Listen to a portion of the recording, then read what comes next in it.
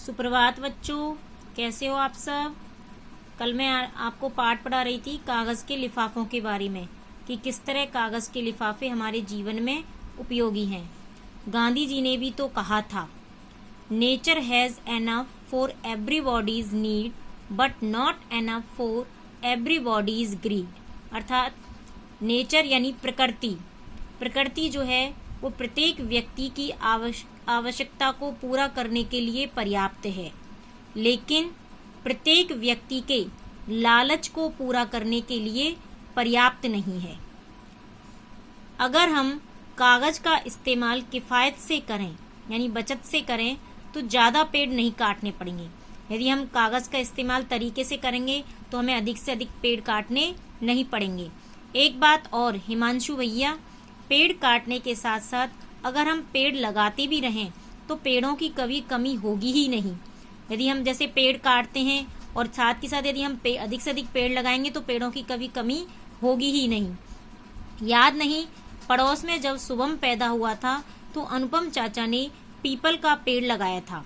तुम भी इसी तरह से अपने जन्मदिन या दूसरे मौकों पर पेड़ लगाने का निश्चय कर लो तो कैसा रहे।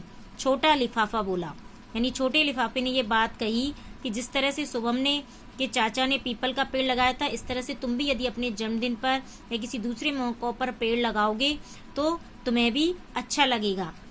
तुम लोगों की बातों में दम तो है भाई, यानी हिमांशु बोला। भाई तुम जो लिफाफे बातचीत कर रहे थे तो हिमांशु कह रहा था भाई तुम लोगों की बातों में दम है और ये सुझाव भी बहुत अच्छा है। अपनी आंखों के सामने एक पौधे को पेड़ बनते देखकर कितना अच्छा लगेगा। मैं अपने दोस्तों को भी यही सलाह दूंगा। हिमांशु बोला भाई अपनी आंखों के सामने हम एक छोटे पौधे को पेड़ बनते देखेंगे तो हमें कितना अच्छा लगेगा और मैं अपने दोस्तों को भी यही सलाह दूंगा। तो वायदा करो कि अब हमें नहीं भूलोगे, छोटे लिफाफे ने कहा। वायदा करता हूँ कि अब प्लास्टिक के लिफाफे के बजाय तुम्हारा इस्तेमाल ज्यादा करूंगा। हिमांशु मुस्कुराया। उठो हिमांशु, खाना ठंडा हो गया है, माँ ने हिमांशु को झकझोरते हुए कहा।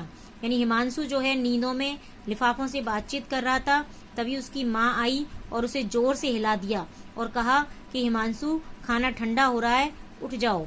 हिमांशु जो है हड़बड़ाकर उठा।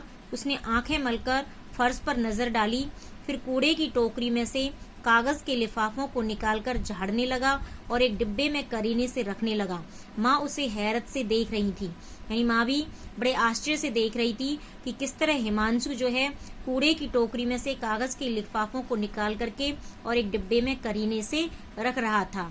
तो बच्चों, आप भी प्लास्टिक का उपयोग कम से कम करो और कागज का इस्तेमाल अधिक करो और अपने घर में बड़ों को भी समझाओ कि प्लास्टिक किस तरह हमारे शरीर के लिए और पर्यावरण के लिए हानिकारक है।